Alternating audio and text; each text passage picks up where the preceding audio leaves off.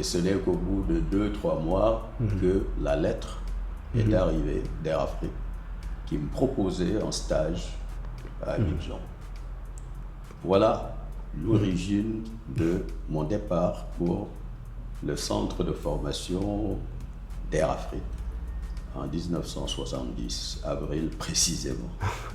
C'était le début d'une très longue aventure jusqu'en 2002, la fin d'Air Afrique. Donc je suis resté quand même 32 ans dans cette compagnie avec un parcours assez diversifié. Quelle est la plus grande erreur que font les leaders? Nous sommes sur l'autre tableau maintenant. Alors, beaucoup d'erreurs. C'est d'abord négliger le ressenti des autres, de l'équipe. Il y a quelque chose en l'humain, quel que soit ton niveau professionnel, tu aimes quand même voir que la hiérarchie donne de la valeur à ce que tu fais, quand c'est bien fait, évidemment. Et si c'est mal fait, il est assez généreux pour descendre à ton niveau et t'aider à améliorer ce que tu fais. Exact. Pas du genre, tu es nul, non, pas du tout. Ok. Et beaucoup de leaders font cette erreur de s'isoler d'abord. Ils sont dans leur tour d'ivoire. D'abord par orgueil. Ils ne veulent pas se mélanger aux autres, comme on dit. Alors ça, c'est une grosse erreur, parce qu'il y a beaucoup de choses que l'on ignore. Ouais. Et quand on prend des décisions qui sont belles sur le papier, mais qui doivent être exécutées par des humains, il faut absolument s'assurer que les humains suivent dans la conception. On me dit, les gens de la BAC ont une association, un club qu'ils appellent Toastmasters. Et j'ai été les voir. Et là-bas, on peut corriger les dons. D'ailleurs, je t'invite samedi prochain. Je suis allé et depuis, je suis resté. C'était en 2001. 2000 jours. Ok. Simplement parce que j'avais découvert justement qu'en termes de prise de parole en public, en termes de leadership, en termes d'ambiance, comme on dit en Côte d'Ivoire, il n'y a pas son deux. Quand il dit ça, ça veut dire qu'il n'y a pas pareil. Il n'y a pas pareil. Puisque l'enseignement classique que nous connaissons, c'est qu'il y a un leader, un enseignant et puis des apprenants. Alors que Toastmasters, non, c'est pourquoi on l'appelle club d'ailleurs. À tour de rôle, tu peux être celui qui tient un discours, ensuite tu es grammairien, ensuite c'est toi qui évalues quelqu'un d'autre, ce même quelqu'un d'autre va t'évaluer demain, etc. J'ai trouvé ça formidable. Et surtout le fait que tout cela est animé de ce désir de voir tout le monde réussir. On n'en trouve pas souvent à travers le monde. Bien au contraire, les gens font preuve de méchanceté, de manque de collaboration. Effectivement. C'est comme ça que j'ai découvert le Toastmasters, c'était en 2000. Moi, officiellement, je suis Toastmasters depuis 2001. Et quand je suis rentré définitivement au Sénégal en 2007, je me suis dit, ce que j'ai vu en Côte d'Ivoire, je suis très étonné que ça n'existe pas au Sénégal. C'est ainsi que j'ai rassemblé quelques amis, dont Pépé Magadouad et des autres, que l'on voit défiler dans les différentes cérémonies. Et nous avons eu notre charte en 2008. Comment un leader doit communiquer? Quelle est justement l'importance de la communication alors dans le leadership? Alors, j'ai parlé tout à l'heure du leader qui, pour faire fonctionner sa structure, mais encore plus, s'il doit conduire un changement pour que les gens viennent justement adhérer à une nouvelle vision, ce plan, il doit le communiquer. Pas seulement sous forme de note de service, mais il doit l'exposer. Très bien. Il doit, comme le Toastmasters nous en donne les ficelles d'ailleurs, il doit convaincre. Il doit se faire convaincant. Il doit maîtriser son sujet. Pour justement que le rudiment de la communication, qui consiste d'abord à bien faire sortir de sa tête ce qu'on veut dire et que ça vienne entier vers l'autre, que ceci au moins soit assuré, mais de la meilleure des manières, de façon engageante, de telle façon que la personne qui reçoit non seulement est convaincue techniquement, mais se dit, ce gars-là me veut du bien. Parce que ce qu'il expose, c'est pas sorti de nulle part, il a travaillé, mais en plus, il veut que je fasse partie de l'aventure. Parce qu'il est conscient que sans le staff, il ne peut pas aller, il ne peut pas réussir. C'est pas possible. Donc, la communication est fondamentale. Et les spécialistes nous disent justement que quand vous avez un objectif, un projet dans la société, estimez que vous avez suffisamment communiqué, du moins vous avez atteint le bon niveau de communication, que vous allez continuer. Le corps, il est important.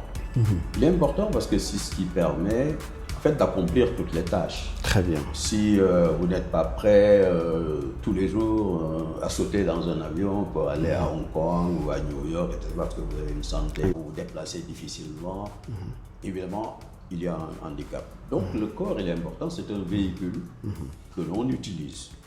Et pour cela, il faut qu'il soit comme une machine prête à fonctionner. On ne demande pas de faire du sport de haut niveau. Si vous pouvez le faire, c'est très bien.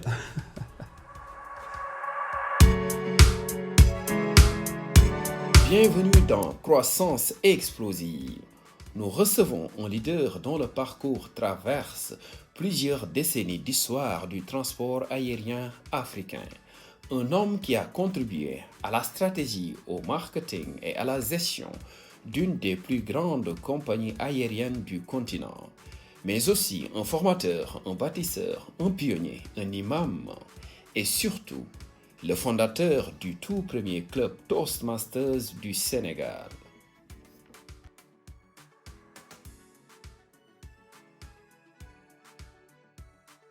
Bienvenue, mesdames et messieurs, dans notre tout premier épisode de cette émission Croissance Explosive. Aujourd'hui, nous allons parler de transport aérien, de leadership, de communication, de transmission intergénérationnelle et surtout de croissance explosive. Nous avons comme invité un grand homme, Pépé Mansour pour les plus intimes. Monsieur Pépé Mansour Diop, vous totalisez 50 ans de transport aérien. Dites-nous comment un jeune Sénégalais a pu entrer à l'époque dans ce secteur très fermé. Merci d'abord, cher Moussa, de me recevoir comme premier invité dans cette série de podcasts. Il y a peut-être 2 mois, je crois, que l'Université de Dakar a connu beaucoup de perturbations. Et à ce moment-là, j'ai beaucoup pensé au pavillon F, je crois, où j'étais à l'époque. 68, 69 également. Et on est venu nous sortir de là-bas. On était en maths physique. Et je me souviens encore qu'avec quelques amis étudiants, nous avons dit, bon, ça suffit comme ça, allons chercher du travail. On verra l'université plus tard. Et nous sommes allés en ville, chez Bata, je me souviens, qui était au coin de la rue de la place de l'Indépendance. Il dit, ah non, il n'y a pas de travail ici. On voit Air Afrique de l'autre côté de la place de l'Indépendance, on y va. Et on dit, ah si, il y a des possibilités. Et c'est ainsi que, pour être court, je me suis inscrit pour un concours de steward et hôtesse, qui devait se tenir peut-être dans le mois qui suivait.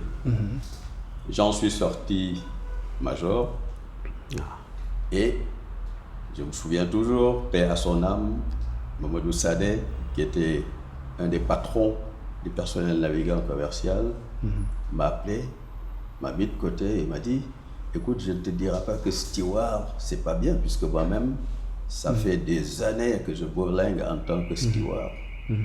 Mais je pense que tu peux faire mieux. Je te propose d'attendre qu'Air Afrique te convoque pour autre chose. J'ai dit oui, j'avais confiance. Et au bout de 3 mois, pas de nouvelles. Alors que mes amis d'enfance, quelques-uns, étaient de ce concours, commençaient à voler comme steward. Et à cet âge-là, j'avais 23 ans, je dis bon, ces gens-là, ils n'ont pas été sérieux. Allez, je vais aller enseigner. L'université, ça marche toujours pas. C'est comme ça que je me suis retrouvé comme professeur de sciences ou maths quelque part à Kaolack. Et ce n'est qu'au bout de 2-3 mois que la lettre est arrivée d'Air Afrique qui me proposait un stage à Abidjan. Voilà l'origine de mon départ pour le centre de formation d'Air Afrique en 1970, avril précisément. C'était le début d'une très longue aventure jusqu'en 2002, la fin d'Air Afrique. Donc je suis resté quand même 32 ans dans cette compagnie avec un parcours assez diversifié, comme tu as pu le voir sur la note que je t'avais envoyée. Oui. Donc voilà, je me retrouve comme jeune Sénégalais à Air Afrique, prestigieuse compagnie à l'époque multinationale, Quand même. une dizaine d'États membres, avec tout un parcours peut-être que j'aborderai par la suite. Merci, ça doit vous faire une grande nostalgie de savoir que jusqu'à présent, l'Afrique peine à avoir une compagnie qui a l'envergure d'Air Afrique. Absolument. Mais après avoir travaillé dans cette compagnie, aujourd'hui, que représente cette compagnie d'ailleurs dans le transport aérien africain? Alors je rappelle quand même que Air Afrique a fini son parcours en 2002, il y a 24 ans. Certains de mes étudiants à l'ISM n'étaient pas encore nés quand je leur parle d'Air Afrique. Ça ne nous rend pas jeunes. On en a entendu parler. Effectivement, c'est une compagnie qui a volé pendant 41 ans. 41 ans. Et aujourd'hui, la durée de vie de nos compagnies dites nationales, comme au Sénégal, évidemment, c'est largement de cela. Donc, que représente Air Afrique dans tout cela? Souvent, on est un peu nostalgique, c'est vrai, mais cela ne nous empêche pas d'être très objectifs. J'en veux pour preuve, il y a quelques années, peut-être 3-4 ans, comme je me mets toujours à jour, hein. J'ai passé un master en Sustainability in Air Transport Management dans une business school espagnole qui s'appelle ITA Aérea. Et dans la thèse que j'ai développée, je prenais justement, je l'appelais d'ailleurs le transport aérien en Afrique de 1960 à nos jours. Ok. Et pour bien avoir les bonnes références, j'ai d'abord pris Air Afrique, multinationale. Ensuite, j'ai pris 2 pays, le Sénégal et la Côte d'Ivoire, pour analyser dans chacun de ces 2 pays, depuis 1960, quelle a été la succession des différentes compagnies nationales. Air Afrique d'abord, depuis 1960 évidemment jusqu'en l'an 2002, avec son développement, sa flotte, son réseau, les différents leaders qu'il y a eu à la tête de la compagnie. Nous aurons parlé de leadership tout à l'heure. Les succès, les difficultés, mais également les échecs en toute objectivité. Très bien. Et côté Sénégal, par exemple, j'ai pris depuis la Sonatra, qui était Air Sénégal, ancêtre d'Air Sénégal. Ensuite, on a eu Asie, Air Sénégal International, qui a disparu. Ensuite, il y a eu Sénégal Airlines, qui a disparu. Et enfin, la compagnie actuelle, Air Sénégal SA, qui a pris la relève depuis 2019, 2018 d'ailleurs, la création, et qui rencontre beaucoup de difficultés, comme tout le monde le sait. Côté Côte d'Ivoire, ça n'a pas été plus reluisant. On a eu d'abord le GATL, qui était le groupement aérien de transport et de liaison. C'était des avions de l'armée, enfin des pilotes de l'armée en tout cas. C'est ce qui faisait Air Ivoire en fait. Ensuite, il y a eu Air Ivoire. Ensuite, il y a eu, après des difficultés, la nouvelle Air Ivoire. Quelques difficultés plus tard, nous avons jusqu'à présent Air Côte d'Ivoire. Et donc, quand on regarde Sénégal-Côte d'Ivoire, qui sont des poids lourds quand même dans l'UEMOA, c'était de bons exemples à prendre pour le développement des compagnies nationales avec beaucoup de difficultés. Tous les détails sont dans le document, évidemment, mais il s'agissait surtout, après cette partie historique, qui part de 1960 à nos jours. Je crois que j'ai dû faire ce master en 2022. C'est récent. Voilà. Il s'agissait d'en tirer des leçons. Valoriser tout ce qui a été succès. Les échecs, on en apprend. Évidemment, le leadership en parlera également. Et donc, de dire qu'est-ce que nous devons faire maintenant. Faut-il juste dormir sur nos lauriers ou nous nourrir de nostalgie ou bien faut-il être plutôt dynamique? Et je me suis dit qu'il fallait être dynamique. Très bien. On ne peut pas rêver aujourd'hui de faire avec le même élan des différents États au lendemain des indépendances où tout le monde se tapait sur le dos, nous sommes frères, nous allons créer ensemble une compagnie aérienne. Aujourd'hui, c'est différent. En revanche, comme ça se fait à travers le monde, il y a des pistes de collaboration que les compagnies sérieuses utilisent aujourd'hui. Et dans ce document, je listais ce qui va, par exemple, de la négociation coordonnée du carburant, parce que le carburant, parlons-en un peu avec ce qui se passe au Moyen-Orient, vous avez vu que le baril, il flambe. Simplement parce que le carburant, il représente quand même, dans nos États ici, en Afrique, entre 35 et 40%, peut-être même 45% des frais d'exploitation. C'est énorme. En Europe, c'est moins que cela. C'est peut-être entre 25, 30. Donc, dans l'exploitation d'une compagnie aérienne, c'est extrêmement important. Mais il suffit simplement que deux compagnies comme Air Sénégal et Air Côte d'Ivoire se mettent ensemble pour négocier ensemble les volumes de carburant nécessaires dans l'année, pour réaliser tout de suite des économies d'échelle peut-être de l'ordre de 10 à 15%. Très bien. Penser ensemble les types d'avions, donc la flotte qui va servir pour pouvoir justement se soutenir les uns les autres. Penser à une formation commune des pilotes d'avions, un pool de pièces détachées. C'est autant de pistes qui ont été rappelées. Il y en a beaucoup plus que cela, hein. Peut-être il y a une quinzaine de pistes, mais qui ont l'avantage de pouvoir être mises en œuvre immédiatement. Et toute la différence est là, mais avec des gains immédiats. Donc, c'est une conduite du changement dans ce que nous faisons aujourd'hui qui peut se révéler tout à fait utile avec les difficultés qui sont rencontrées et que rencontrent aujourd'hui nos compagnies nationales. Donc, Air Afrique, c'est un peu ça, c'est tirer les leçons, les appliquer aujourd'hui, mais en étant suffisamment réaliste pour savoir que tout a changé. L'histoire de nos États, la gouvernance dans nos États, les relations politiques, ça n'a plus rien à voir avec ce que c'était en 1960, où un président Senghor, président Houphouët-Boigny, se mettaient ensemble et décidaient pratiquement pour les autres. C'est fini ça.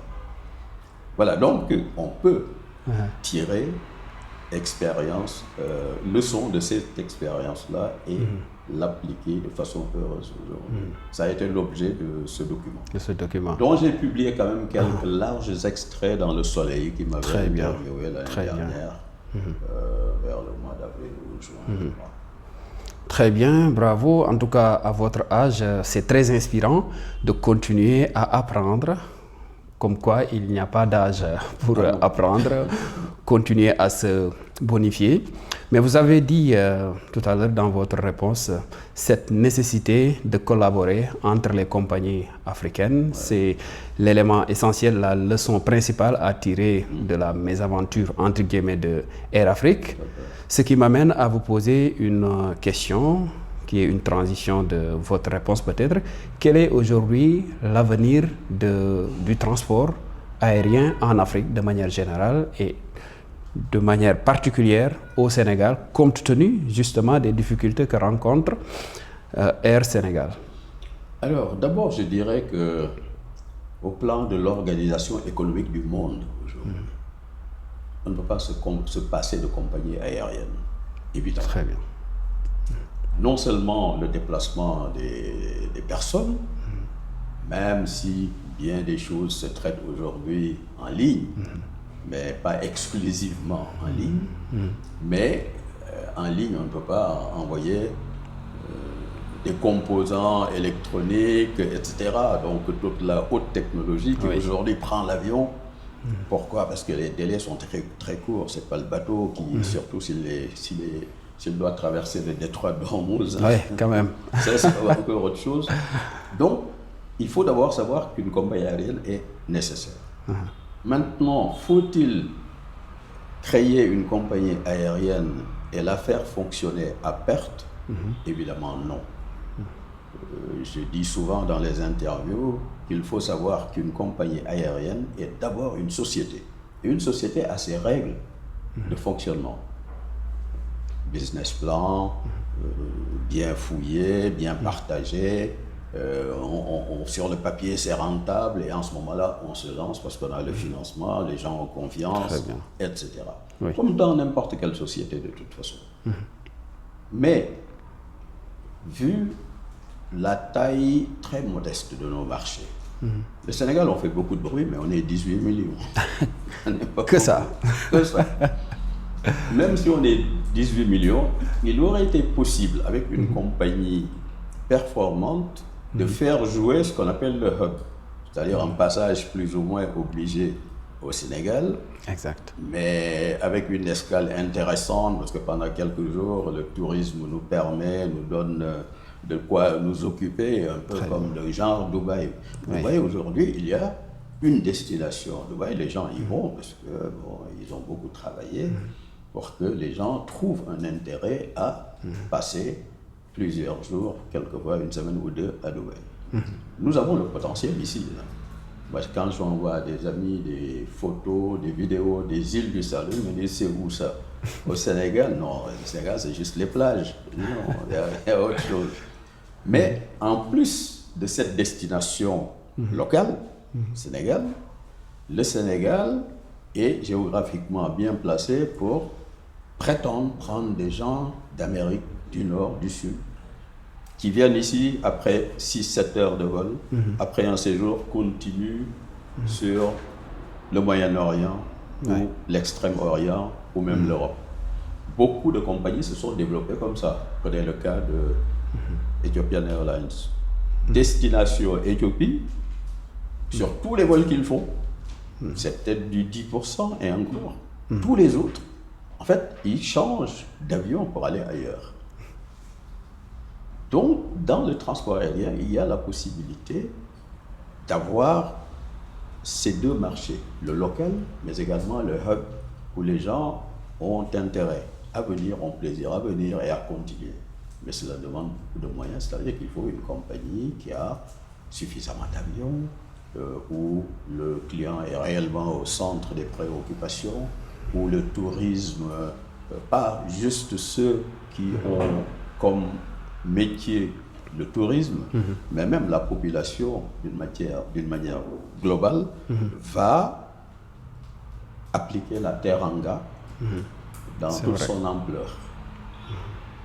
Ce que nous pouvons mettre en avant, puisque ce n'est pas inventé, c'est dans nos gènes, c'est dans notre culture, etc. C'est vrai. Il y a beaucoup de travail. C'est juste pour dire qu'il y a un potentiel fou. Mais il faut des moyens, parce que le transport aérien, ça demande quand même des moyens. Un avion, quand j'avais les étudiants, quelquefois, je dis, À votre avis, un avion, ça coûte combien? Ils disent, ah oui, un avion comment? Je dis, ben, un avion comme, allez, on va dire le A330 d'Air Sénégal. Alors il dit, oh, peut-être 1 milliard quand même. Hein. Alors, et toi? Ah, il exagère, peut-être 500 millions. Mais un avion comme ça, il va coûter facilement peut-être 200 millions de francs CFA. Ok. C'est énorme. C'est énorme. Même les avions, les Boeing 737, les Airbus A320, 250 places à peu près, ce sont des avions qui vont coûter entre 60 et 80 millions de milliards. Je parle de milliards. Milliards, Qu'est-ce milliards, que j'ai oui, parlé de milliards, millions? de milliards. Okay. Non, je parle de 200 milliards, oui. Ah oui, 200 milliards. Quand même. Oui, 250 milliards. Et l'Airbus ou A320 et autres, les avions moyens, il faut compter dans les 60-80 milliards de francs CFA. Quand c'est en seconde main, c'est un peu moins, etc. Mais bon, il y a d'autres soucis pour ça. Mais simplement pour dire qu'il faut les moyens. Ouais. Et ça, c'est l'achat. Bon, bien sûr, il y a des modèles d'affaires, des business models qui ne t'obligent pas à acheter l'avion, mais à louer, parce qu'il y a des compagnies qui se sont installées à travers le monde, dont le business model, c'est d'acheter des centaines d'avions modernes et les places chez les compagnies. Donc aujourd'hui, il y a des compagnies qui ne possèdent pas d'avions en propre et qui s'en sortent très bien parce qu'ils l'ont intégré dans leur business plan. Évidemment.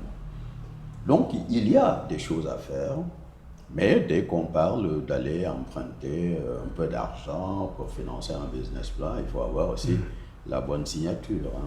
Donc, c'est là que les pays africains ont justement intérêt à se mettre ensemble. Mais pris individuellement, c'est difficile. À l'époque, Air Afrique finançait ses avions à travers Exim Bank des États-Unis, mais avec la garantie du Sénégal. Et des années plus tard, la Côte d'Ivoire est venue se joindre à cette garantie et ils ont été les deux seuls États à financer les achats d'avions d'Air Afrique. Donc, il y a une carte à jouer. Maintenant, quand on passe au niveau fonctionnement, parce qu'il y a beaucoup de pertes dans nos compagnies aériennes, on a beaucoup de disparitions.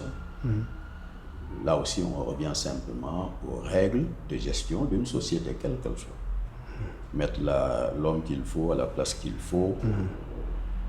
Laisser la compagnie fonctionner selon les règles de l'art, mais pas sous la pression des politiciens.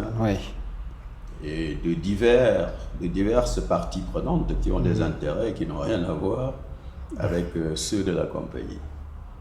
Donc je ne perds pas espoir. Je pense qu'on va y arriver. Inch'Allah. À vous entendre parler, on sent nettement que l'aviation, le transport aérien, c'est une histoire de gros sous. Mais à vous écouter également, on sent l'expérience, l'expertise, mais surtout la passion par rapport à la matière, c'est normal. Justement, que diriez-vous, que conseillerez-vous un jeune passionné qui veut entrer dans ce secteur du transport aérien? Alors, ce qui est intéressant à savoir, c'est que dans ce secteur du transport aérien, c'est d'abord un endroit de très haute technologie. Dans tous les domaines, que ce soit la maintenance des avions, que ce soit la conduite des aéronefs, c'est très sophistiqué maintenant avec l'environnement, l'intelligence artificielle y fait également, qui facilite les prises de décision rapides avec les éléments. À l'époque, moi je suis entré dans la compagnie, j'avais 23 ans, et quand je faisais le plan de vol d'un avion, c'était quand même aller à la SECNA, prendre la carte météo, poser sur la table, prendre un compas, une règle, l'équerre, avec un peu de trigonométrie, tracer la route, etc., faire des calculs manuels. Aujourd'hui, vous donnez juste quelques inputs, ce que vous dit, et puis à la sortie, l'ordinateur vous donne le plan de vol. Donc ce sont des choses qui évoluent.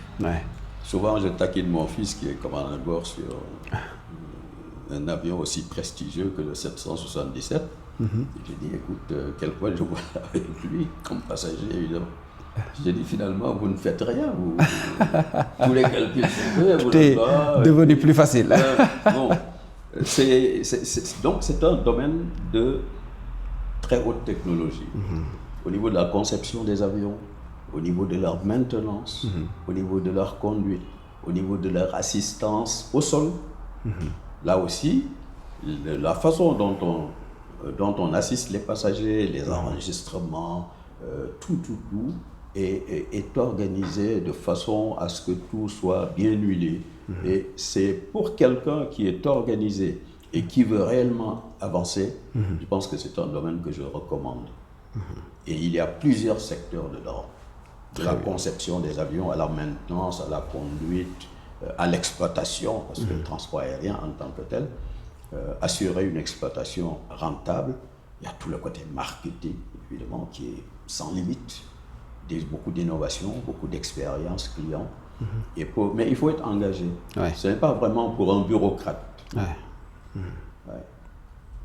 Donc, je conseille, puisque c'est une activité pérenne de toute façon, pas au niveau de la société qui peut disparaître, mais en tant qu'activité mondiale, dites-vous qu'aujourd'hui, chaque année, dans les références de l'année dernière, on transporte environ 4 milliards et demi de passagers. De passagers, 4 milliards. C'est énorme. Oui, c'est énorme quand même. Après Covid, évidemment. Il y a eu des ralentissements. Quand les gens sont confinés, ils ne voyagent pas. Ouais, exactement. Ça, c'est vrai. J'imagine que tout ceci demande beaucoup de management, beaucoup de leadership. Ouais. Et vous avez eu à diriger énormément d'équipes à travers l'Afrique, à travers le monde même. Quelle est la qualité numéro 1 d'un bon leader? Alors, un bon leader n'est pas là que pour lui-même. C'est facile quand on est nommé directeur pays ou directeur au niveau central d'un département, marketing et vente ou autre, ou département programme que j'ai dirigé quand même pendant 10 ans. Et c'est un peu la colonne vertébrale parce que c'est là qu'on conçoit toutes les lignes, l'utilisation des avions. Et c'est sur ça que les gens se basent après pour monter le budget de la compagnie, pour voir de quoi on a besoin pour fonctionner l'année. Et puis suivre les recettes, etc. Mais ce que j'appelle être là pour soi-même, c'est être tellement content d'être à un poste de responsabilité que l'on n'arrête pas de se frapper la poitrine, de rouler les mécaniques, en oubliant que le bon leader, c'est justement celui qui finit par pouvoir pratiquement être devant un tableau de commande mais où il y a des alertes, il y a des indications. À tout moment, il sait à peu près comment les choses se passent. Mais ce sont les collaborateurs qui ont justement cette autonomie et qui ont des résultats à atteindre. Et qui, eux, à leur tour, sont tellement fiers de ces responsabilités que quand vous les réunissez, mettons, une fois par semaine, comme moi je le faisais à l'époque, ben, chacun vient et chacun est fier de ses réalisations, mais qui entre quand même dans un objectif global. Ceci doit être cohérent. Mais à l'intérieur, chacun a sa petite autonomie. Et j'ai toujours fonctionné comme ça, au point que mes collaborateurs, je donne un exemple, quand j'étais à la tête du département marketing et vente, j'avais 7 collaborateurs, je crois, qui eux-mêmes étaient chefs de service avec du personnel sous leurs ordres. Et chacun d'entre eux, que ce soit celui qui était chef publicité ou celui qui était, mettons, chef des ventes et qui organisait des réunions de vente sur les marchés à travers le monde. Il y avait quand même une trentaine de destinations d'Afrique où on était représentés. Il fallait animer ces marchés. Mais ils ont tellement bien fonctionné que ça peut être anecdotique, mais ça répond bien à ta question. Je me souviens, dans les dernières années d'Air Afrique, peut-être 2 ans avant la fin d'Air Afrique, le chef d'État avait dit on va créer ce qu'ils appelaient une société de défaisance, qui en fait, ce serait une société qui gérerait le patrimoine d'Air Afrique. Ensuite, on va créer parallèlement la nouvelle Air Afrique. C'était un projet confié à Feu Konan Bani, qui a été patron de la Banque centrale. Et je me souviens, on avait une mission importante en France, et on était peut-être un vol de nuit, et on était assis là dans l'avion à bavarder, justement sur l'avenir de la compagnie. Et on parlait de ces deux projets, société de défaisance et création de la nouvelle Air Afrique. Et je disais à mes amis, oui, c'est une bonne chose. Bon, d'autant plus que si cette nouvelle Air Afrique voit le jour, je mettais des si, parce que connaissent un peu la mentalité. Quand on est multinational, c'est pas évident. J'ai dit, ce serait bien que nos collaborateurs actuels soient aux commandes. Et que nous soyons des conseillers. C'est des gens que nous connaissons leurs capacités, ça fait des années qu'on travaille avec eux. Moi, en tout cas, pour ceux qui sont mes propres collaborateurs, j'ai confiance, je sais qu'ils peuvent prendre la direction, que ce soit au niveau marketing. Vous savez ce que mes collègues, j'étais mis en minorité, ils m'ont dit, mais Mansour, tu rêves. Sans nous, la compagnie tombe. Alors, pour répondre à ta question, effectivement, c'est des leaders, mais ils estiment que sans eux, il n'y a pas de compagnie.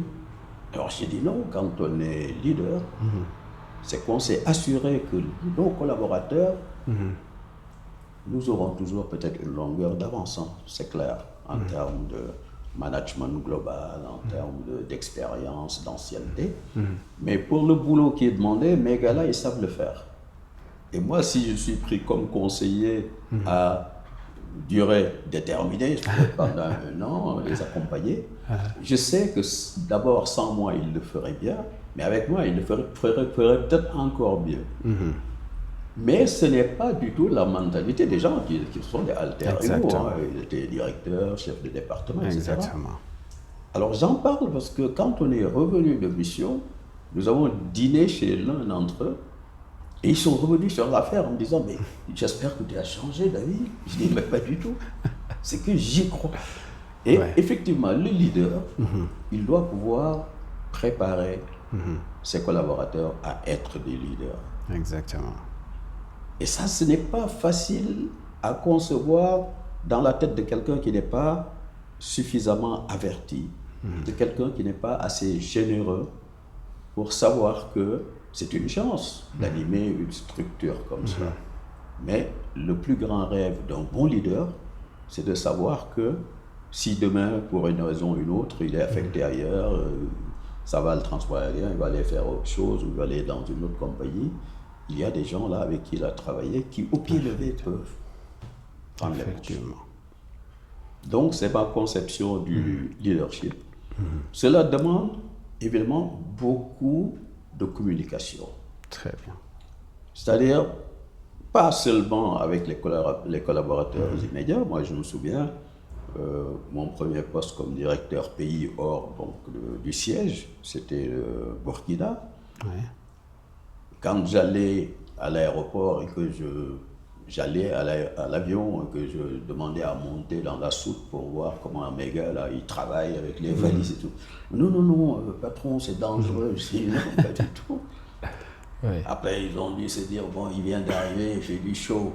Mais tout le temps que j'étais là-bas, je montais dans les soutes. Et puis finalement, ça leur fait plaisir. Et ils font mieux le travail parce qu'ils disent, ok, ce travail de manutentionnaire que nous faisons, il est valorisé. En fait, le patron, lui-même, il monte dans la soute. Et les gars, du coup, ils font plus attention pour les bagages perdus, les bagages spoliés, tout ça, ils font plus ça. Donc, pour répondre à cette question, c'est bien cela. Il faut un engagement, il faut une implication. Et il faut beaucoup de générosité. Mais pas du genre, après moi, le déluge. Intéressant. C'est comme qui dirait que la meilleure qualité d'un leader, c'est de se focaliser sur le leadership de service.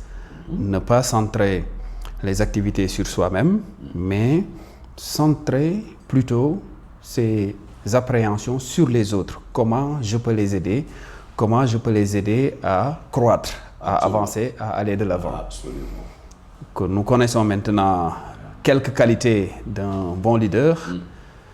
Quelle est la plus grande erreur que font les leaders? Nous sommes sur l'autre tableau maintenant. Alors, beaucoup d'erreurs.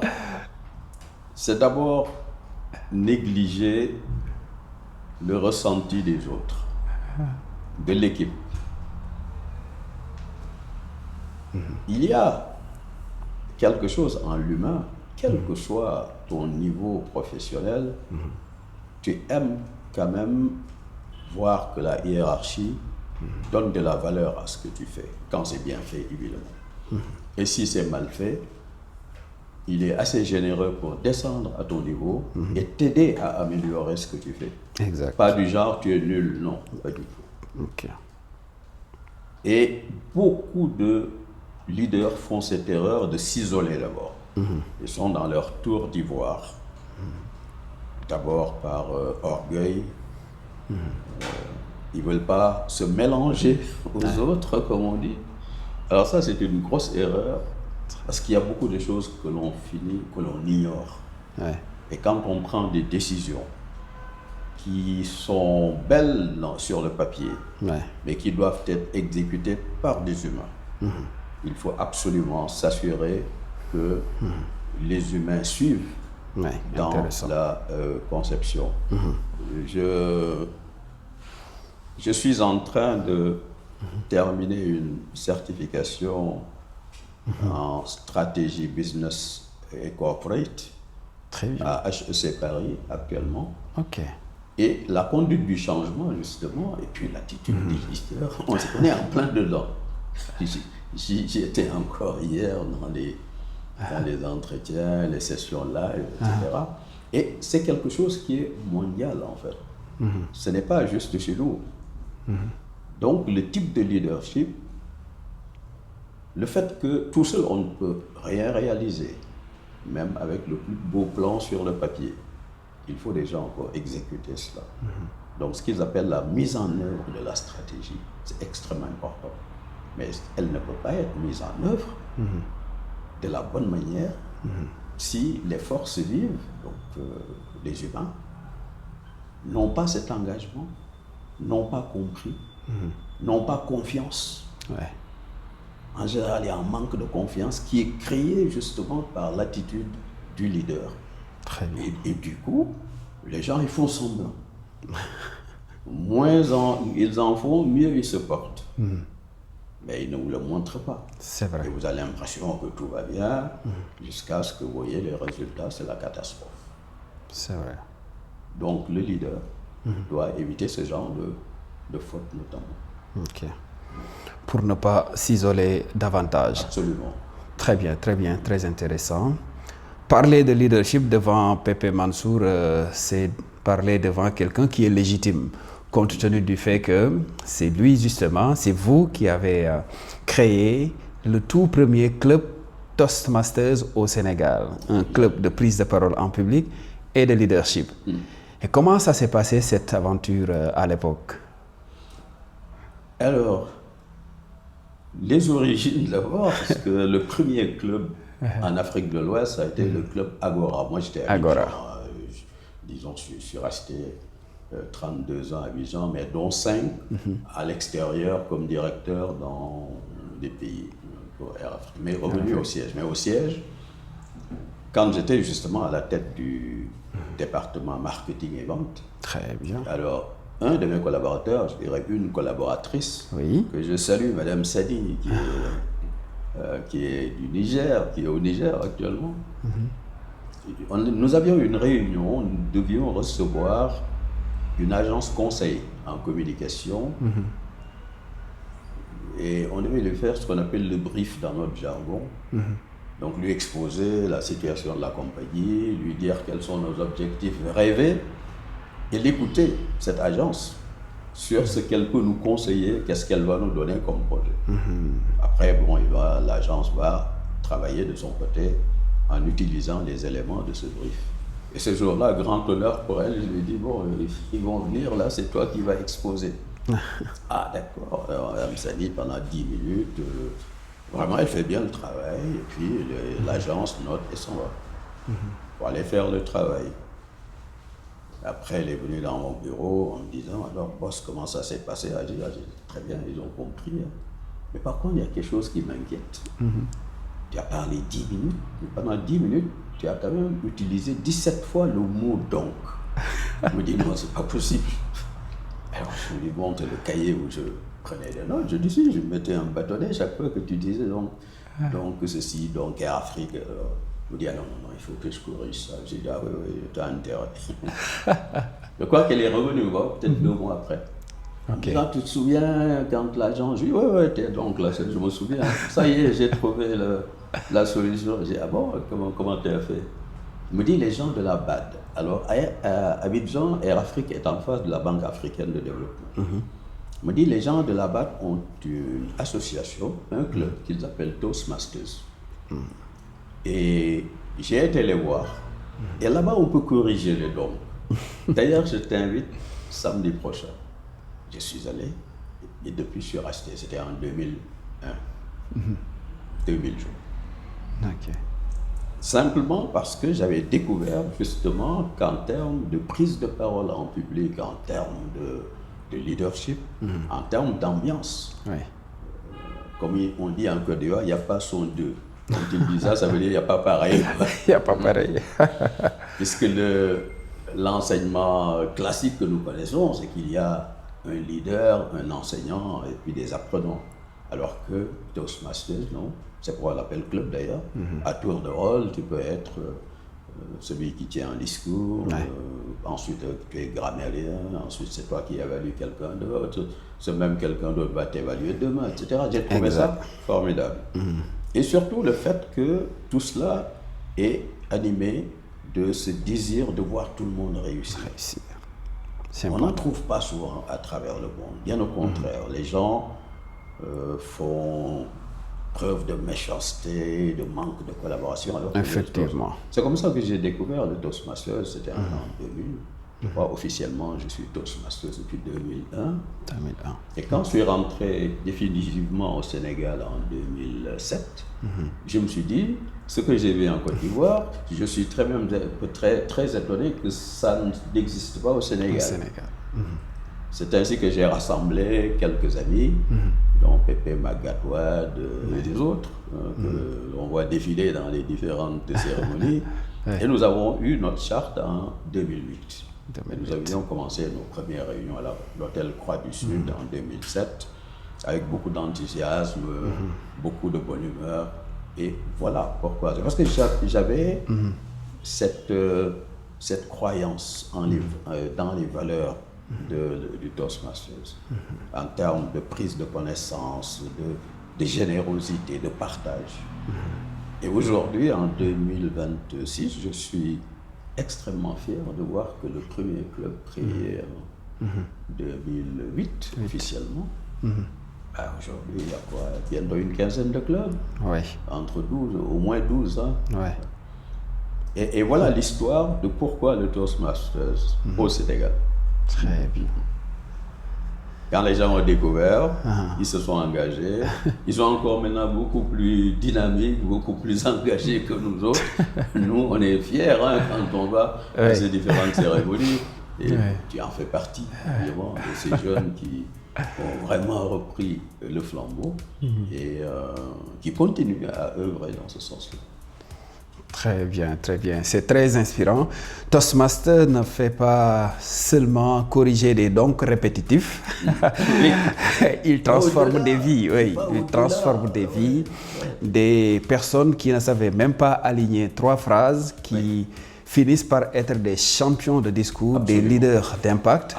Et pour ça, on vous remercie, vous et vos collègues de l'époque, pour avoir transmis ce flambeau. Oui, Pépé Mansour,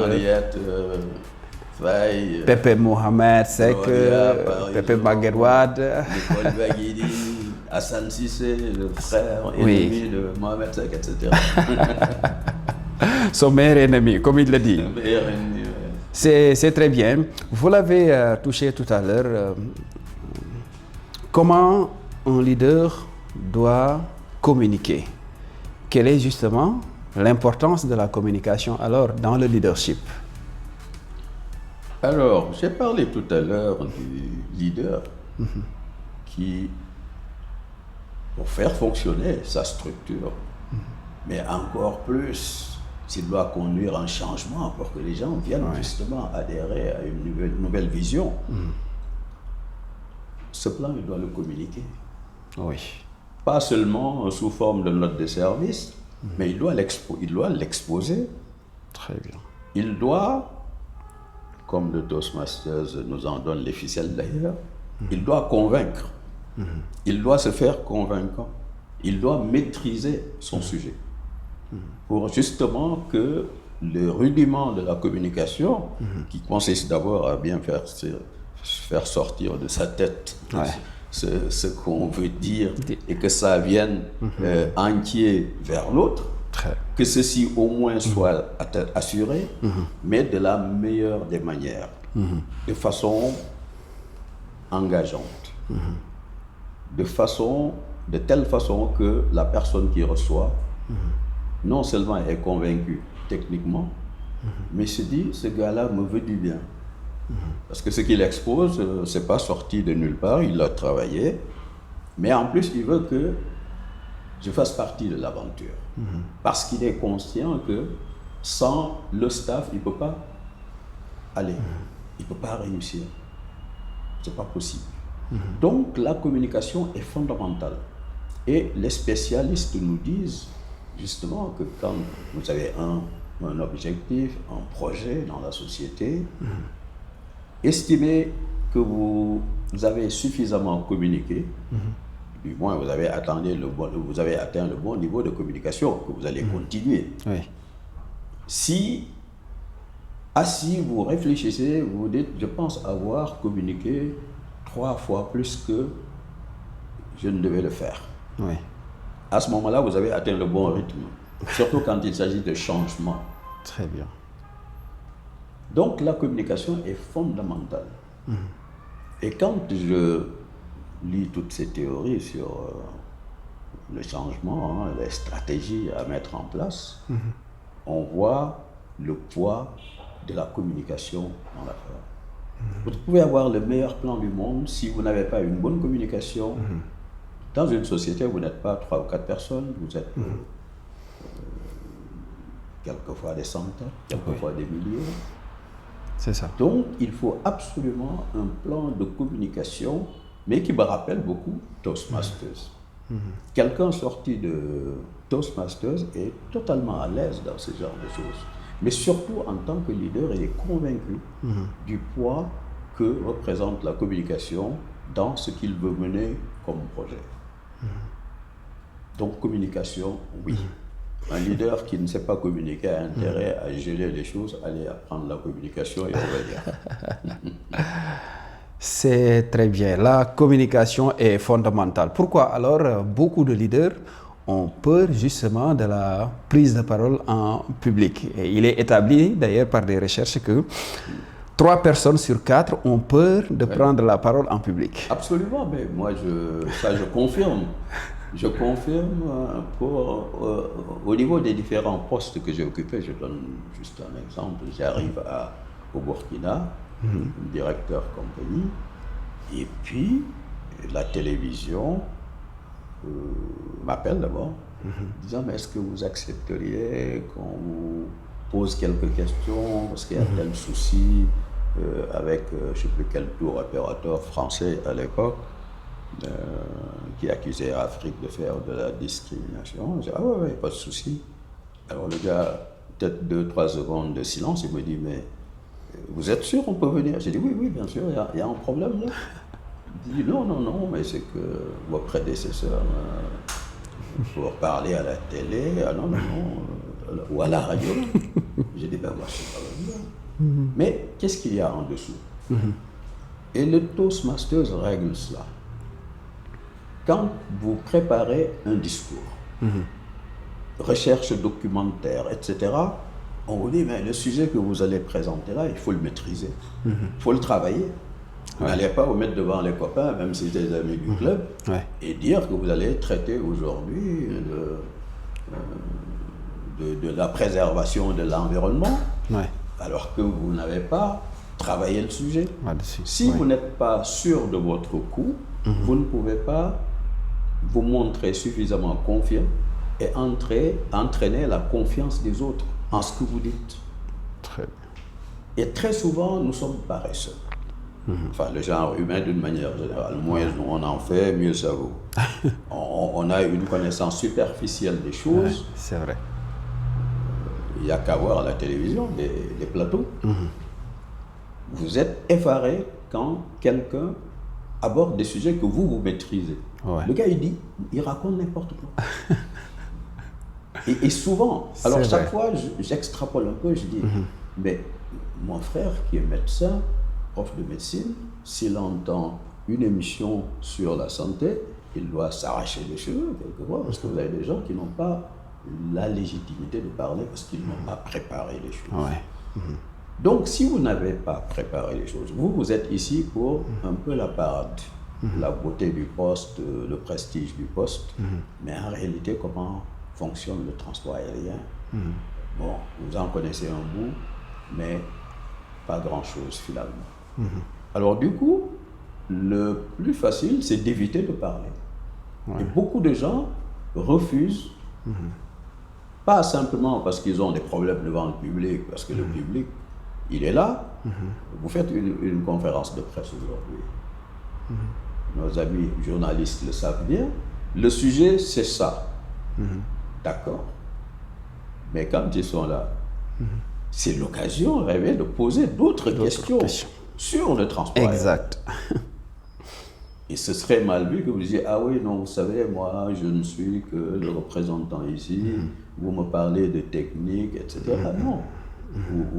Ou de tendance du transport aérien dans le monde, mais on ne se donne pas la peine d'aller nous instruire nous-mêmes, de mieux nous éduquer dans ce que nous faisons. Et la confiance, il y a d'autres paramètres, mais le paramètre le plus important, c'est de savoir de quoi l'on parle. Et très souvent, ce n'est pas juste la peur du public, hein, c'est la peur de ce que le public va nous poser comme question. On va vous envoyer une série de questions. Ouais, d'accord, ça trace un peu, ça campe un peu le décor. Mais dès que vous commencez, de fil en aiguille, on peut être amené à parler d'autres choses. On va dire, ah oui, ben, le 737 MAX aujourd'hui, 2 accidents, etc. Vous allez dire, ah bon, c'est quoi comme avion ça? Non, non, vous êtes du secteur, donc vous devez avoir cette culture du milieu.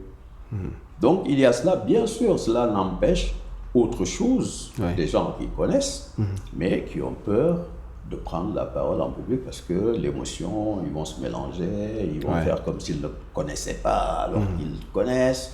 Au sein des entreprises, c'est pareil, on parle, c'est pas juste toujours le public. Vous êtes autour de la table du comité de direction. C'est vrai. Ok, on vous demande d'exposer le programme de l'été prochain, vous le faites. Ok, très bien, c'est bien fait. Mais après, on va vous dire, mais on a un souci quand même, beaucoup de retard, à telle escale, à quoi c'est dû, qu'est-ce que vous nous conseillez de faire? Comme les prises de parole à l'impromptu, là. À l'impromptu, oui. À l'improviste, oui. À l'improviste. Bon, alors, beaucoup de gens se disent, mon gars, pour ne pas avoir de problème, je n'y vais pas. C'est aussi bête que ça. Quand j'étais à la tête du commissariat au pèlerinage, c'est pareil. J'étais partout, dès qu'on m'appelle, j'y vais. Mes prédécesseurs, enfin certains en tout cas, ou la plupart, non, pas de problème, parce que les journalistes, là, ils vont te poser des questions auxquelles tu ne t'attends pas, etc. Bon. Donc la communication, elle est fondamentale pour un leader. Et il faut s'y préparer. C'est-à-dire que si on veut vraiment pleinement assumer ses fonctions de leader, il faut élargir le champ de connaissances et se donner les outils pour être à l'aise pour parler de ces choses. Très bien. Notre émission, notre podcast s'appelle Croissance explosive. Est-ce que cette notion, ce concept vous dit quelque chose? Oui, beaucoup de choses. Beaucoup de choses, parce que la croissance, bon, c'est au départ une notion dans les entreprises. Bon, une entreprise, c'est pas compliqué pour qu'elle puisse croître. Il faut que ses marges deviennent de plus en plus importantes. Et les marges, pour les faire croître, il y a deux solutions. Ou bien vous baissez beaucoup, vous arrivez à baisser beaucoup. Vous arrivez à augmenter vos prix de vente parce que vous avez un produit que les gens aiment bien. Vous pouvez vous permettre d'avoir ce qu'on appelle willingness to pay, donc la volonté des gens de payer en disant ça vaut le coup parce que le produit, il est bon. Et du coup, si vous arrivez à bien faire baisser vos coûts, à augmenter vos recettes parce que vous avez un produit que les gens aiment, vous pouvez vous permettre d'augmenter, les gens vous suivent quand même. Évidemment, la marge devient très importante. Alors si on arrive à doubler cette marge, quelquefois, on est déjà dans ce qu'on appelle une croissance explosive. Très bien. Parce que le chiffre d'affaires va suivre. Oui. Automatiquement. Et donc ça, il y a d'autres formules, évidemment, ceux qui parlent de différenciation, donc de faire en sorte que le produit que vous proposez soit le meilleur sur le marché. Et là, vous jouez la carte de la qualité. Mais ça va également avec cette willingness to pay du client qui dit, mais ce produit-là, de loin, il ressemble à l'autre, mais non, à l'usage, c'est pas la même chose. Comme disent les Ivoiriens dans leur publicité pour les tôles de maison, là, ils disent tôle n'est pas tôle. Et donc, la croissance, plus elle est grande, plus elle est, je dirais, hors norme. À ce moment, on peut parler de croissance explosive. Mais ça, c'est l'exemple société. Oui. Et aujourd'hui, si on doit parler du leadership, exact. On peut comparer cela à la société. C'est-à-dire le leader qui arrive difficilement à former un collaborateur qui devient leader, bon, c'est déjà pas mal. Mais s'il a cette qualité, ce talent pour transformer plusieurs de ses collaborateurs en leaders affirmés, on peut parler également là aussi de croissance explosive dans ce qu'il fait. Il n'est pas là juste pour dire je suis le meilleur des leaders, ça va, la société avance. Non. Mais surtout de former d'autres leaders. Ce n'est pas évident. Mais si on y arrive, on peut effectivement, en tout cas de mon point de vue, en partant de la croissance explosive comme notion dans la croissance des sociétés, ce qui n'est pas d'ailleurs totalement séparé. Effectivement. Parce qu'une société qui arrive à atteindre cette croissance explosive, c'est parce qu'elle a le bon leader. Et ce bon leader, ça ne sort pas des définitions qu'on a abordées un peu plus tôt, s'intéresser à cette force vive des personnels sans laquelle rien ne peut se faire. C'est très bien, c'est très intéressant d'avoir cette lecture de la croissance explosive dans les sociétés pour multiplier les profits. Absolument. Et transposer dans le leadership, ça répond exactement à la même chose. Absolument. Multiplier les leaders pour avoir une réussite plus globale, plus intéressante. Et ici, dans le podcast, au-delà du fait de révéler des leaders qui vont inspirer d'autres leaders, c'est une invitation à l'homme, à l'humain, de travailler sur ces différentes entités. Nous tous, nous sommes des personnes avec des qualités humaines, avec certaines entités. Nous en connaissons au moins 3, le corps, l'esprit et l'âme. Et c'est ce qui me permet de vous poser directement la question. Dans votre parcours, sur quoi vous vous êtes le plus penché? Sur la discipline, sur la curiosité, sur la foi? ou sur les trois à la fois? Alors, je dirais les trois à la fois, parce que sinon, c'est bancal. C'est vrai que le corps, il est important. Il est important parce que c'est ce qui permet, en fait, d'accomplir toutes les tâches. Très bien. Si vous n'êtes pas prêt tous les jours à sauter dans un avion pour aller à Hong Kong ou à New York, etc., parce que vous avez une santé, vous vous déplacez difficilement, évidemment, il y a un handicap. Donc le corps, il est important, c'est un véhicule que l'on utilise. Et pour cela, il faut qu'il soit comme une machine prête à fonctionner. On ne demande pas de faire du sport de haut niveau. Si vous pouvez le faire, c'est très bien. Je pense à mon fils qui, lui, dès qu'il descend d'une escale quelque part, première chose, il va à la salle de sport. Moi, je dis une demi-heure par jour où je marche, où je fais du vélo elliptique que j'ai à la maison, parce que c'est un peu plus compliqué dans les rues de Dakar de marcher maintenant. Et à partir de ce moment-là, oui, c'est une façon d'entretenir ce corps qui est important. C'est vrai. Si on vous invite à un podcast, on ne sait jamais, est-ce que vous avez des migraines tout le temps, vous vous déplacez difficilement, c'est un peu compliqué. C'est vrai. Vous allez faire ça au téléphone. Donc j'ai quand même cette discipline pas de sport de haut niveau, mais en tout cas quelque chose de modéré, mais de régulier. Tous les jours, tous les jours, tous les jours. Ça, c'est le corps. L'esprit, parce qu'on parle des trois, oui, ça. Effectivement. L'esprit, il faut l'entretenir, c'est-à-dire avoir une intelligence vive qui puisse réagir sans trop chercher ses mots. Évidemment, c'est toujours basé sur l'exercice de l'esprit. Est-ce que cet esprit, il dort, ou bien il est suffisamment curieux pour, dès qu'un mot est entendu, dès qu'un concept est entendu, on se précipite. À l'époque, c'était les dictionnaires. Maintenant, c'est tac-tac. Oui, d'accord. Okay. Les notions, donc il faut cette curiosité-là.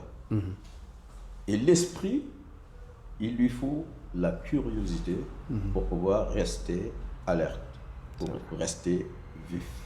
Ça peut être la lecture. La lecture. Et aujourd'hui, la technologie permet justement de faire quelque chose qui s'apparente à la lecture.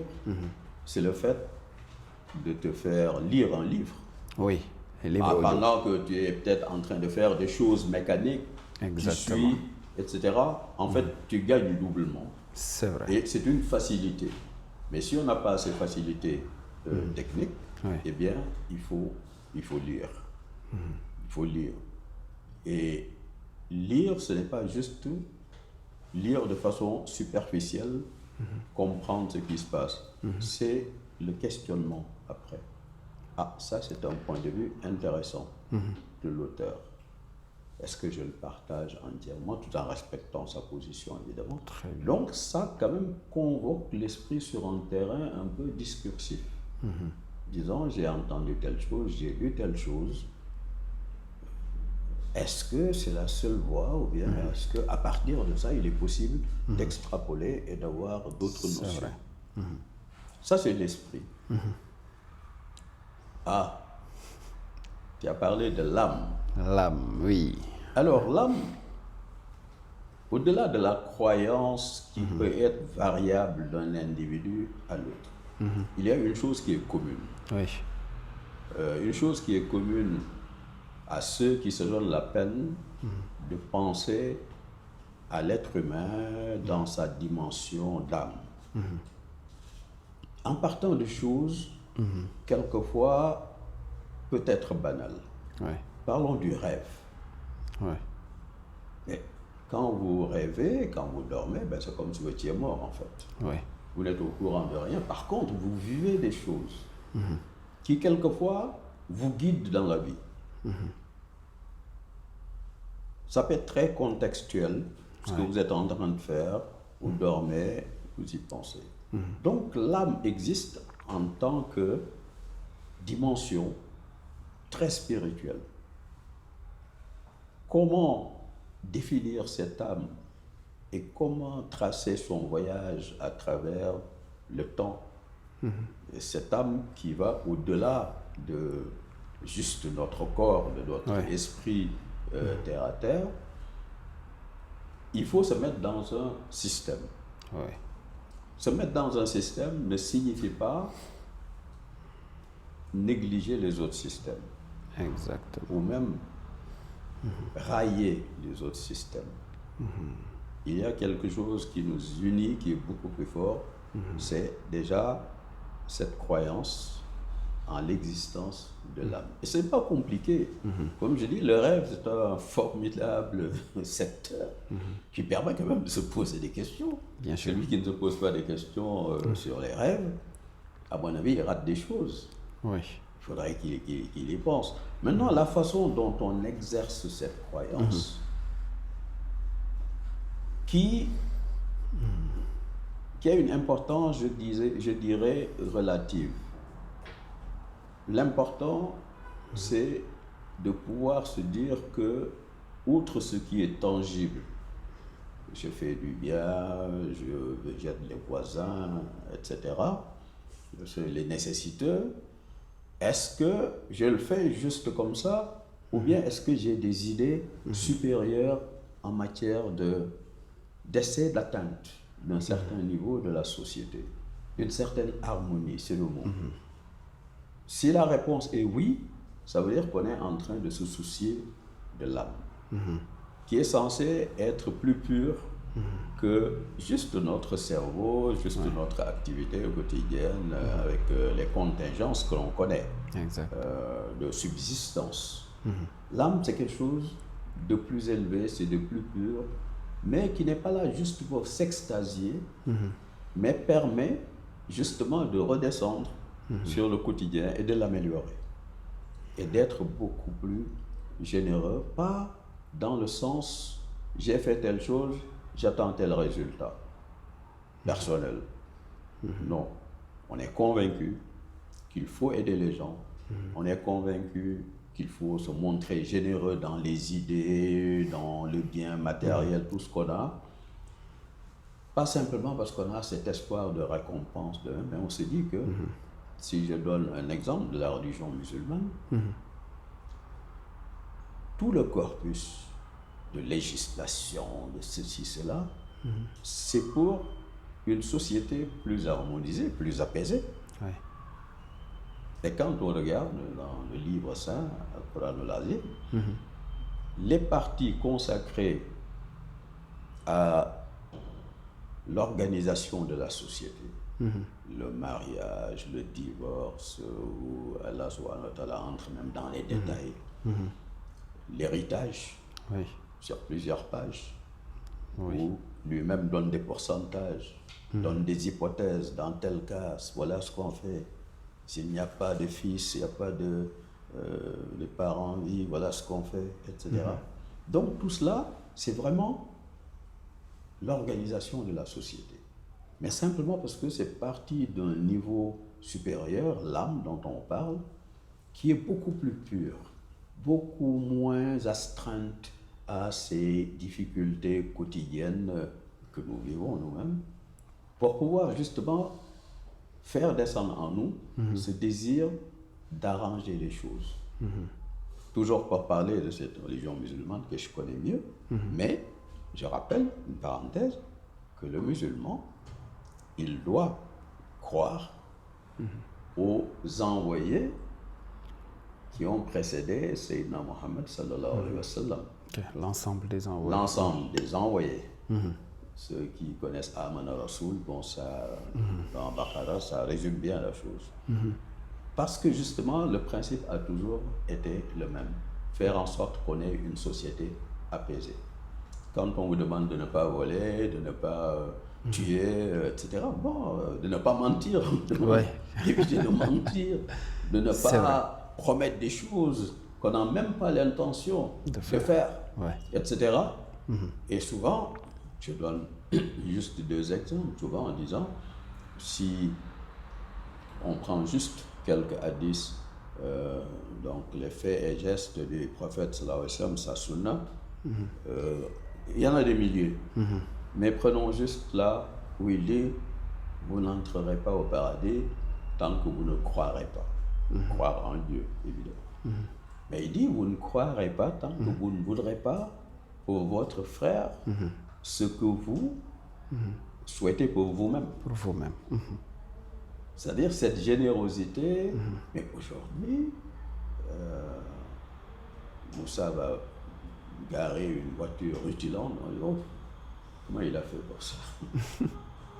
Il doit avoir des activités un peu louches. Mais musulman, c'est pas ça. C'est pas ça du tout. Quelle que soit la confession de l'autre, c'est l'humain d'abord. Parce que quand Allah parle de la position élevée qu'il a donnée à l'humain, il ne dit pas la position que j'ai, voilà, bani Adam, il ne dit pas j'ai placé sur une position élevée, une position d'excellence le musulman. Non, il parle de l'humain. L'humain, exact. C'est extrêmement important. Et l'harmonie entre musulmans n'est pas suffisante. C'est l'harmonie entre les gens de la société, quelles que soient leurs confessions. Donc, si on est dans un système musulman, système chrétien, système bouddhiste, faisons en sorte d'être excellents dans ce que nous faisons. Mais en ayant toujours le souci de l'autre. Très bien, très bien. Donc ça, c'est le côté âme, le côté spirituel. Et à mon avis, ce serait un peu bancal de s'occuper juste de l'âme. Exact. Donc tout le temps fourré à la mosquée. Oui. Mais côté occupation, le corps, etc., on néglige, on compte sur les autres. Exact. Non. Il faut les trois. Bon, je ne dis pas que ce sera pile, un tiers, Oui. mais au moins qu'on essaye, on ait ce souci d'atteindre l'équilibre. Exact, heureusement. Voilà le mot, l'équilibre à rechercher dans ces trois entités. Le corps avec une bonne alimentation, en plus de l'entretien physique. Ah oui, absolument. C'est important. L'apprentissage continue à travers les lectures, les formations, pour aiguiser l'esprit. Et j'ai bien aimé cette capacité à réfléchir sur les propositions de quelqu'un d'autre, les idées de quelqu'un d'autre. On reçoit, mais on réfléchit. Sans pour autant être dans une confrontation, mais de faire des contre-propositions. C'est très intéressant. Et bien évidemment, l'âme aussi avec tout ce qui est spirituel, les valeurs humaines surtout, pas forcément cantonnées dans une religion, mais les valeurs les plus élevées de l'humanité. C'est telle est la réalité même de la croissance explosive qui doit commencer par soi-même, du point de vue personnel, du point de vue la plus profonde possible, avant maintenant de pouvoir déteindre tout ceci sur les autres pour les aider à être également des leaders. Absolument. Nous touchons à la fin de cette émission. On va juste faire des petites questions très rapides. Votre livre préféré, parce que vous avez parlé de lecture, beaucoup de lecture. Quelle est votre lecture ou livre préféré? Alors, mon livre préféré, c'est celui que j'ai découvert dans le domaine justement du leadership dans les années 80, je crois, oui. 80-90. C'est Renversons la pyramide. Renversons les pyramides. La pyramide. Renversons la pyramide, c'est de Jan Carlson, qui était le PDG de Scandinavian Airlines System, SAS. Ok. Et dans ce livre, que j'ai découvert donc, dans les années 80, quand c'était à la tête du programme d'exploitation, c'était de dire, la pyramide, c'est quoi? C'est le patron, le PDG là-haut, les cadres qui suivent, ensuite les cadres moyens, ensuite le petit personnel en bas, quoi. Puis bon, c'est comme ça. Il dit, mais mettons au sommet, en tant que patron d'une société de service, le transport aérien, mettons au sommet les clients. Et juste après les clients, en dessous, mettons le personnel de maîtrise qui est en contact direct avec les clients. C'est eux qui savent ce dont le client a besoin. Et nous autres, grands patrons, on est en bas, mais à l'écoute de ce que ces cadres moyens qui sont en contact avec la clientèle nous disent qu'ils ont besoin comme moyen pour satisfaire les clients. C'est toute une approche, c'est-à-dire en fait il faut mettre les clients au centre des choses, savoir que le directeur financier, le directeur des ressources humaines, le directeur technique, le directeur du marketing, ils viennent en soutien aux autres, au personnel. La petite dame qui est au guichet, qui reçoit les clients directement. À l'époque, c'était ça. Bon, maintenant, en ligne, on se fait son petit billet. Et avant, il fallait s'asseoir devant la dame. Voilà, madame, je voudrais aller à Hong Kong. Qu'est-ce que vous me conseillez? Je passe par Paris, Bruxelles, etc. Elle va faire ses petits calculs, le conseiller, prendre le temps de le faire. Mais ce personnel-là, en termes de connaissance de la clientèle, est beaucoup plus crédible que le directeur marketing, qui lui ne fait que rassembler des statistiques que lui remontent les gens pour pouvoir sur un tableau de bord tirer les conclusions et prendre des décisions top-down, donc de là-haut, faire descendre des instructions à ses collaborateurs, faites ceci, faites cela, parce qu'il a reçu une ou deux lettres de réclamation, etc. Alors que le personnel à l'aéroport qui enregistre les passagers, qui est là à voir comment régler ce problème du passager réticent pour payer des excédents de bagages, le client qui est fâché parce qu'il y a eu ce qu'on appelle la survente, overbooking, et qu'on est obligé de débarquer en lui proposant de prendre le vol suivant. Mais cette dame, ce monsieur, ben, ils sont beaucoup mieux placés que le directeur fonctionnel ou le patron de la compagnie. Et donc l'essence de ce livre, c'est cela, très convaincant.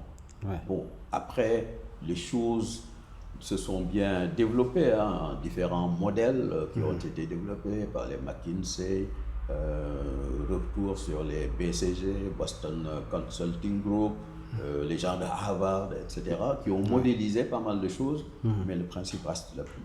C'est-à-dire comment est-ce qu'on peut arriver en termes de stratégie à renverser la pyramide. Et ça m'avait beaucoup marqué. Ça venait confirmer ce que je croyais, déjà ce que je pensais.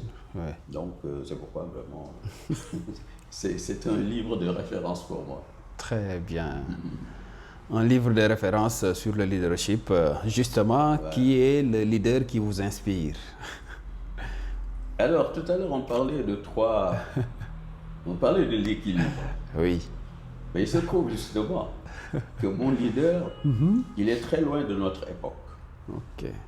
C'est le prophète sallallahu alayhi wa sallam. Mais dans sa dimension de leader. De leader, oui. Quand on parle de Sayyidina Mohammed sallallahu alayhi wa sallam, on voit le prophète. Et on pense tout de suite spiritualité.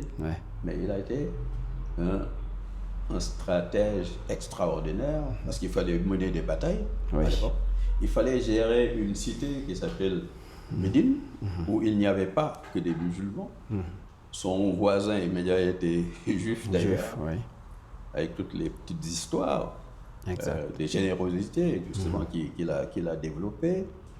Et quand on parle de lui, c'est la gestion d'une cité plurielle, où il n'y a pas que des musulmans, où il y a, comme d'habitude, il y a des voleurs, il y a des méchants et tout ça. Mais qu'est-ce qu'il a développé comme qualité de leader? Savoir entendre des choses qui ne lui plaisent pas et ne pas réagir au quart de tour. La capacité d'écoute. Peu de leaders l'ont. Au contraire, c'est son entourage, et avec en tête c'est Omar, très bouillant, qui réagit, donc laissez-le faire. Quand la personne a fini de parler, tranquillement, il dit oui, mais ce n'est pas comme ça. Voilà. Et très souvent, la personne rejoignait la religion en disant, ah si, celui-là, il fonctionne comme ça, comme leader, Je suis convaincu. Donc, les différentes formes de leadership que tu connais, les leaders qui sont là, les gens en suivent parce qu'ils sont obligés, ils ont leur salaire à la fin du mois, ils acceptent le délai. Il y a des leaders qui sont là parce que justement ils partagent et que les gens sont engagés, ils sont enthousiastes à l'idée de travailler avec un tel. Ouais. Donc, pour moi, c'est le modèle, pas juste le côté spirituel, mais qui déteint sur le comportement quotidien. Évidemment, il y a un lien. C'est pourquoi je parlais tout à l'heure de l'âme qui permet, dans sa définition très pure, d'influer quand même sur nos façons de faire, notre capacité d'écoute, notre générosité, parce que nous acceptons les avantages que le voisin a, nous en sommes même contents. Mais ça découle un peu d'une bonne analyse de l'âme. Mais surtout d'un leader comme Sayyidina Mohammed sallallahu alayhi wa sallam. Et il y a eu beaucoup d'écrits, même venant des Occidentaux, qui parlent justement de ce côté de leadership. Donc c'est mon modèle pour ça. Merci.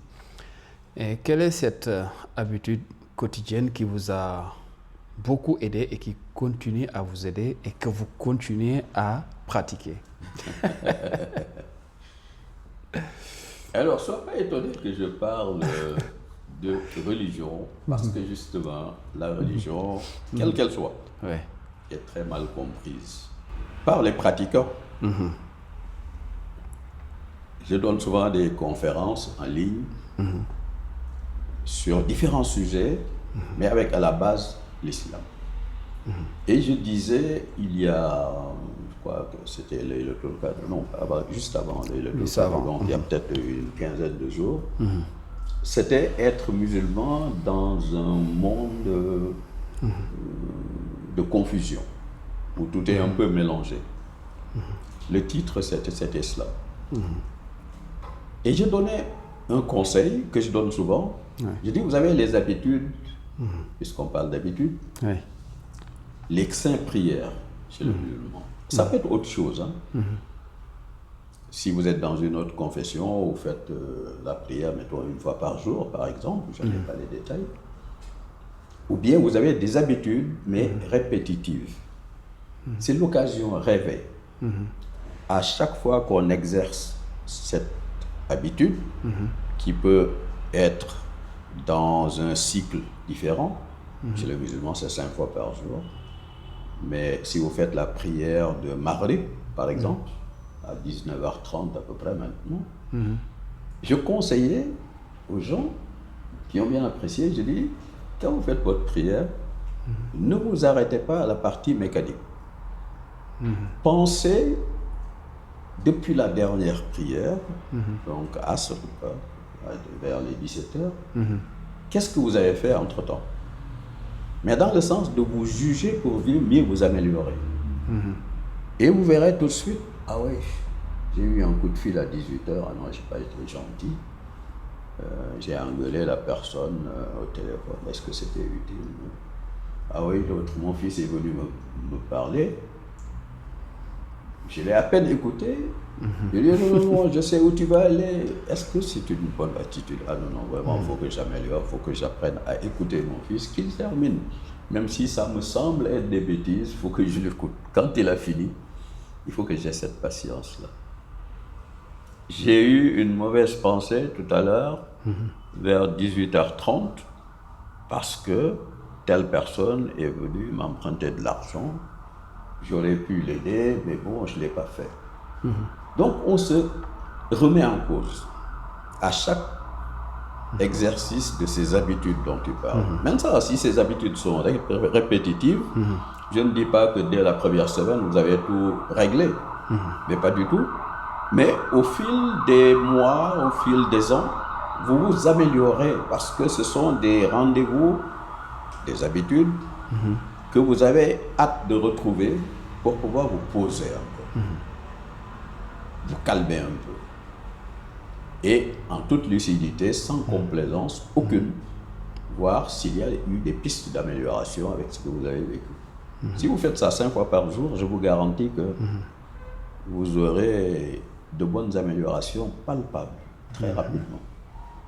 Mais j'aime bien le mot habitude. Habitude. Si vous allez à la salle de sport tous les jours à 19h, retrouvez les copains, pareil, raisonnez pareil, depuis hier 19h, là, j'y vais encore là. Qu'est-ce que j'ai fait entre-temps? Est-ce que j'ai des raisons d'être fier de ce que j'ai fait? Si c'est non, ben, essayons d'analyser et de voir quelles sont les meilleures façons d'améliorer les choses. Voilà ce que j'appelle la bonne utilisation des habitudes. Très intéressant. Faire de la prière ou même des habitudes, non pas des actes mécaniques, mais des moments de réflexion, de méditation, d'introspection surtout. Exactement. C'est très utile pour tout un chacun. Et pour finir, quel conseil donneriez-vous aux jeunes leaders africains? Alors, les jeunes leaders africains, je souhaiterais qu'ils soient très différents des leaders, entre guillemets, parce que tout le monde se dit leader. Hein.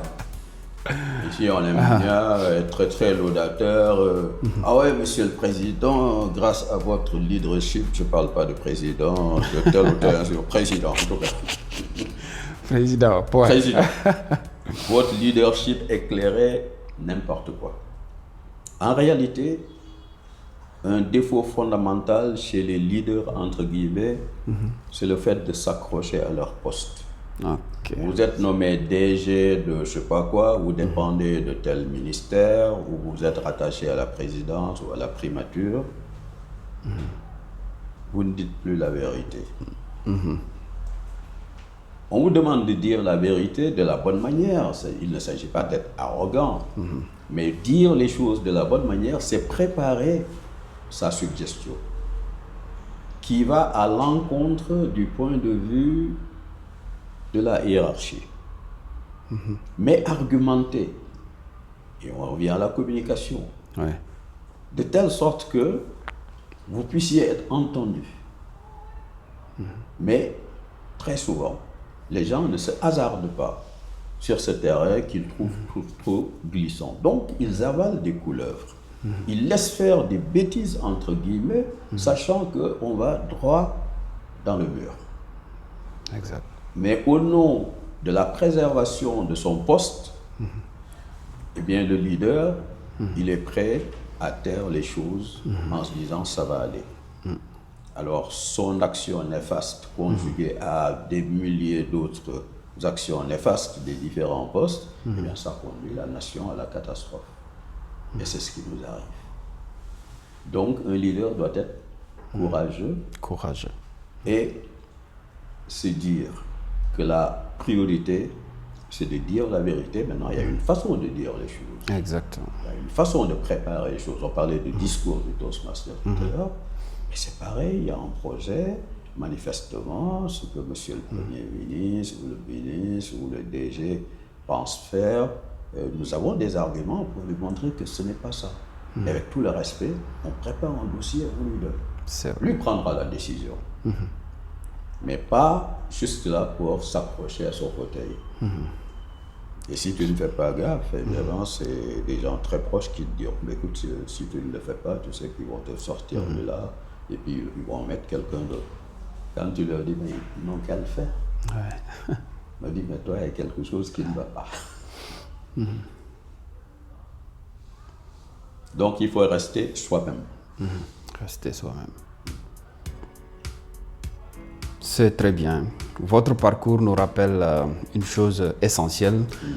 Le leadership, ce n'est pas seulement une position, c'est une responsabilité, c'est une question de transmission. Et merci à vous pour ce moment de transmission, ce moment de partage. Ça a été très utile. Merci à vous. Merci à toi d'avoir eu cette idée. Merci.